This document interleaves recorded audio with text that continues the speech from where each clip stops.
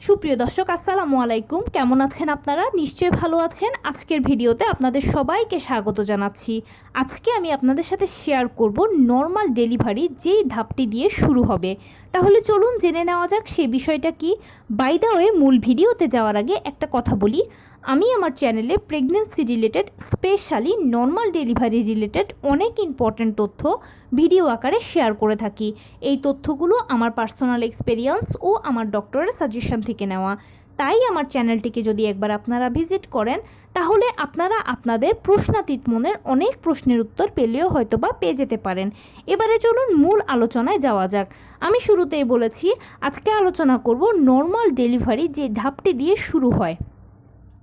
দেখুন, আমরা সবাই জানি যে নর্মাল ডেলিভারিটা সিজারের তুলনায় খুবই ভালো, কেননা সিজার হচ্ছে একটা ছোটোখাটো অপারেশনের আগে পরে বিভিন্ন ধরনের ঝুঁকি, সাইড ইফেক্টস থাকে। এছাড়া সিজারিয়ান পেশেন্টকে সারা জীবনভর কিছু না কিছু রোগশোক বহন করতে হয়, কিন্তু নর্মাল ডেলিভারিটা যেহেতু ন্যাচারাল প্রসেস, তাই এটা সব দিক থেকে সেফ ও সিকিউরড। এছাড়া নর্মাল ডেলিভারি পেশেন্টের সারা জীবনভর কোনো সমস্যা হয় না, তারা আরামসে দিনাতিপাত করতে পারে। আর সব কিছু জানা সত্ত্বে আমরা নর্মাল ডেলিভারিকে প্রেফার করি। কিন্তু অনেকের ধারণা, স্পেশালি যারা প্রথমবার মা হচ্ছেন, তাদের একটা ধারণা বুঝি পেন দিয়ে শুরু হবে নর্মাল ডেলিভারি। না, আপনি যদি এই ধারণাটা পোষণ করেন তাহলে এটা ভুল। পেন দিয়ে নর্মাল ডেলিভারি শুরু হবে না। সরাসরি পেন কখনোই নর্মাল ডেলিভারিতে ওঠে না। নর্মাল ডেলিভারিটা শুরু হবে পিরিয়ড স্টার্ট দিয়ে, মানে যেখানেই ধ্বংস সেখানেই সৃষ্টি, যেখানেই শেষ হয়েছে সেখান থেকে শুরু হবে। পিরিয়ড মিস হওয়া দিয়ে যেরকম আপনার প্রেগনেন্সিটা শুরু হয়েছে, তেমনি পিরিয়ড হওয়া দিয়ে আপনার নর্মাল ডেলিভারিটা শুরু হবে। যখন আপনার নর্মাল ডেলিভারি প্রক্রিয়া শুরু হবে, তখন দেখবেন যে আপনার পিরিয়ডের মতো ফিল হচ্ছে। চেক করলে দেখবেন আপনার পিরিয়ডের মতোই হচ্ছে, মানে আপনার স্রাব যাচ্ছে, সেই স্রাবের সাথে কারো কারো দেখা যায় যে ব্লাড মিশ্রিত যায়, সেই ব্লাডটা টকটকে লাল হবে না, হালকা বাদামি বর্ণের হয়। আবার কারো কারো ক্ষেত্রে দেখা যায় শুধু থকথকে চকচকে স্রাব যায়। এই স্রাবকে আমরাও স্রাব বলছি, কিন্তু ডাক্তার এটাকে মিউকাস প্লাগ বলে। মিউকাস প্লাগ হচ্ছে অনেকটা বোতলের ছিপির মতো। বোতলের ভেতরে যেরকম তরলগুলো ছিপি দিয়ে আটকে থাকে, তেমনি জরায়ুর মধ্যে অ্যামনিওটিক ফ্লুইডের ভেতরে বাচ্চাটা ভেসে থাকে। আর এই স্রাবগুলো থকথকে চকচকে, থোকা থোকা, চাকা চাকা, উজ্জ্বল গাঢ় বর্ণের এই স্রাবগুলো ছিপির কাজ করে, এগুলো আটকে রাখে।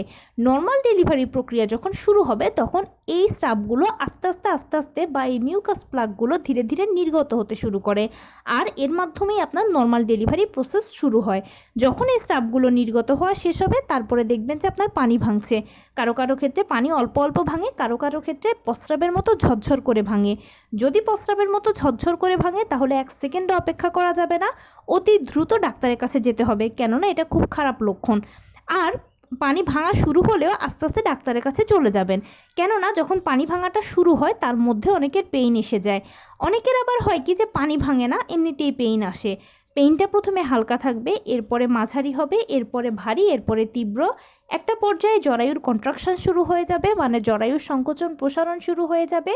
তারপরে বাচ্চা ভেতর থেকে চাপ দেবে, পাল্লা দিয়ে ডাক্তারও আপনাকে বাইরে থেকে চাপ দিতে বলবে।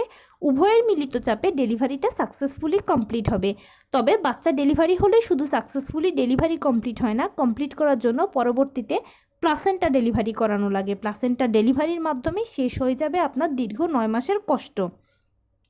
তো এই পর্যন্ত ঠিক আছে, কিন্তু এখনও অনেকের মনে প্রশ্ন আসতে পারে, আমার তো স্রাব যাচ্ছে, তাহলে কি আমার ডেলিভারির সময় হয়ে গেছে? দেখুন, বুঝুন, নর্মাল ডেলিভারি স্রাব আর সাধারণ স্রাব কিন্তু ভিন্নতা আছে। সাধারণ স্রাব কারো কারো ক্ষেত্রে হয় দেখা যায় পানির মতো পাতলা তরল, কারো কারো ক্ষেত্রে দেখা যায় যে পানির মতো পাতলা, তার থেকে একটু গাঢ়, কারো কারো ক্ষেত্রে দেখা যায় মোটা তারের মতো। এই ধরনের স্রাবগুলো সাধারণ স্রাব, কমন স্রাব, স্বাভাবিক স্রাব। গর্ভাবস্থায় বিভিন্ন হরমোন নিঃসরিত হয়, তাই এই স্রাবগুলো যায়।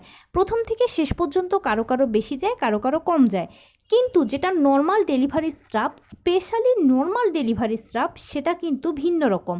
সেটা হচ্ছে থকথকে, একদম উজ্জ্বল গাঢ় সাদা বর্ণের, চকচকে।